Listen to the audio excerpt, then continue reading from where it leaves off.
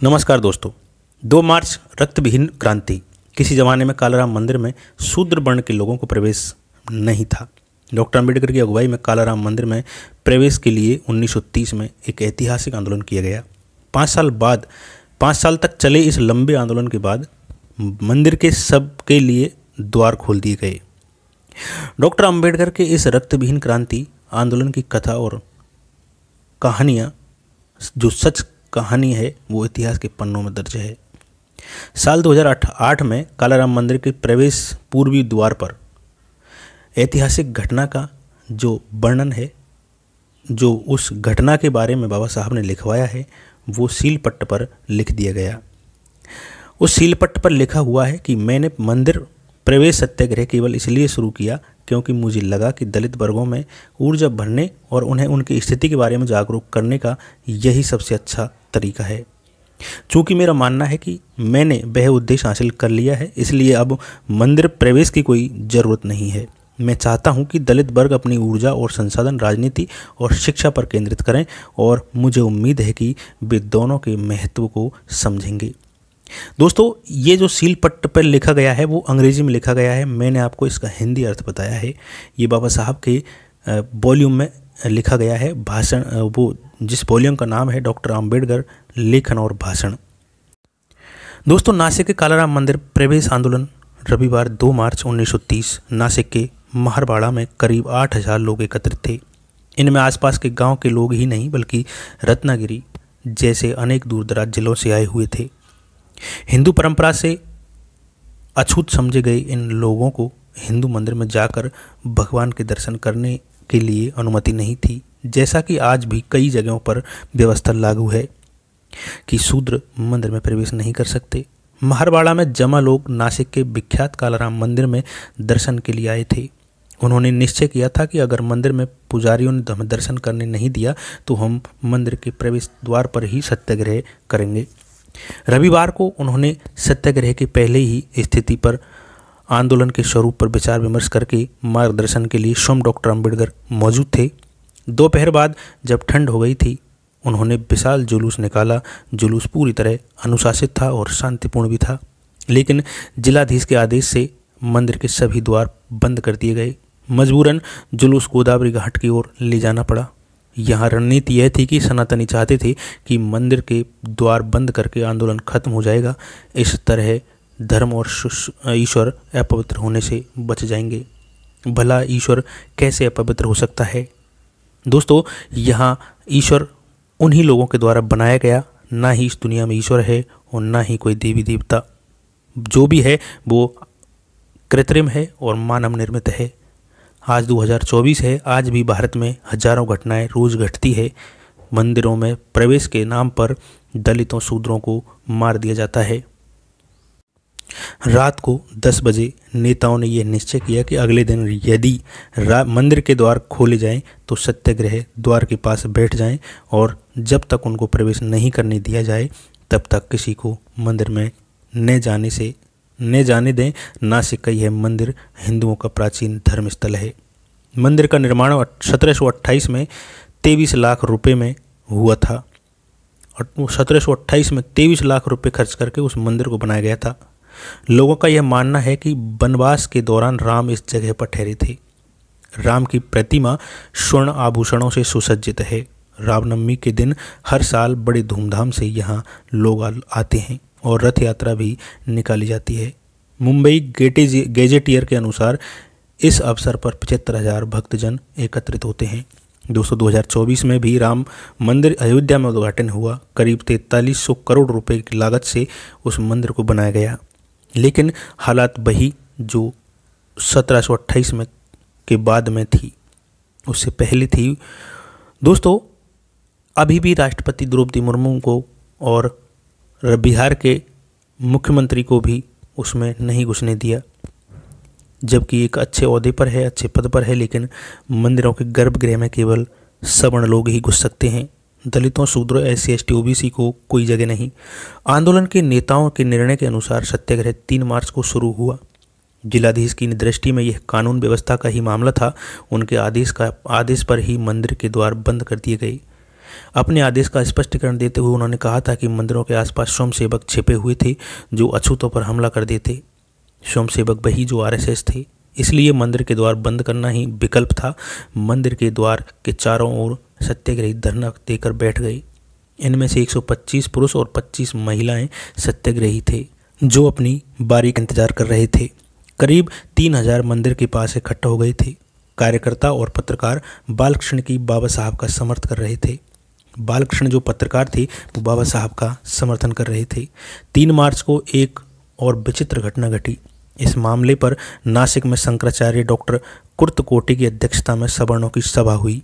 इस सभा में एक वक्ता ने समझौता करने का सुझाव दिया जिससे सनातनी बिगड़ गए। उनका कहना था कि शंकराचार्य को इस मुद्दे में नहीं पड़ना चाहिए। इस पर शंकराचार्य ने कहा कि भगवान रामचंद्र जी भी स्वयं भी आकर यदि कहें कि अछूतों को मंदिर में आने दे तब भी उनको मंदिर में नहीं आने देंगे। इस मंदिर प्रवेश आंदोलन के लिए कई लोग 3 महीने से तैयारी कर रहे सत्याग्रही और डॉक्टर अंबेडकर का नेतृत्व और डॉक्टर अंबेडकर की मदद करने के लिए सहस्त्रबुद्धे, देवराज नायक, डॉक्टर प्रधान राजभोज अपने अन्य सहयोगियों के साथ आए थे। दोस्तों 8 मार्च 1930 को आयुक्त जे घोषाल नासिक आए थे। उन्होंने गृह मंत्री को इसकी सूचना दी कि पुजारी का कहना है कि यदि मंदिर निजी है इसलिए अछूतों को प्रवेश नहीं देंगे। मंदिर सवर्णों का निजी होने के कारण शूद्रों को प्रवेश देने का सवाल ही उत्पन्न नहीं होता। बात इसे 1000 रुपये का अनुदान सरकार से मिलता है। बस इसे 1000 रुपये ही सरकार से अनुदान मिलता है जो मंदिर के लिए दी जाता है। इसलिए अछूतों का मानना है कि इस मंदिर को सार्वजनिक माना जाए। सनातनियों ने भी अकूत वकील के नेतृत्व में आयुक्त से मुलाकात की, लेकिन उन्होंने मंदिर की निजी संपत्ति होने की कोई सबूत नहीं दिया। दोस्तों मंदिर के उत्तर में पुजारी का घर था। दर्शन करने वाले लोगों को तुरंत मंदिर प्रवेश का उपाय मिल गया और कुछ सवर्ण लोग पुजारी के मंदिर में जाकर दर्शन करने लगे। चोरी छिपे दर्शन करने वालों को रोकने के लिए यह जरूरी हो गया कि दलित कार्यकर्ता पुजारी के घर के बाहर सत्याग्रह करें और इसकी अनुमति के लिए जिलाधीश से मिलें, किंतु उन्होंने अनुमति देने से इनकार कर दिया और 24 मार्च 1930 को अंबेडकर को पत्र लिखा कि हमारी लड़ाई सवर्णों की सत्ता के खिलाफ, आप हमें इसका समाधान निकाल कर दें। जैसे जैसे रामनवमी का दिन आ गया नासिक में तनाव बढ़ता गया। अप्रैल में पुजारियों ने मंदिर के द्वार खोल दिए। इसके साथ ही सत्याग्रह भी आरंभ हो गया। दोस्तों 7 अप्रैल को खुद बाबा साहब के नेतृत्व में 200 सत्याग्रही का जत्था जुलूस बनाकर पुजारी के घर के पास पहुंचा। उस दिन कुछ सत्याग्रही मंदिर में घुसने में सफल भी हो गए। इससे रूढ़िवादी बहुत कुपित हुए लोग, उनको लगा कि इस कृत्य से मंदिर अपवित्र हो गया है। इस घटना से, इनके घुसने से मंदिर अपवित्र हो गया है, इसलिए उन्होंने सदस्यों को सबक सिखाने की योजना बनाई। इसके लिए सबसे उपयुक्त अवसर रथ यात्रा थी। परंपरा अनुसार तो रथ खींचने का हक सवर्णों के साथ साथ अछूत भी रखते थे, किंतु इस बार वो रिवाज ही नासिक में दंगे का कार्यक्रम था।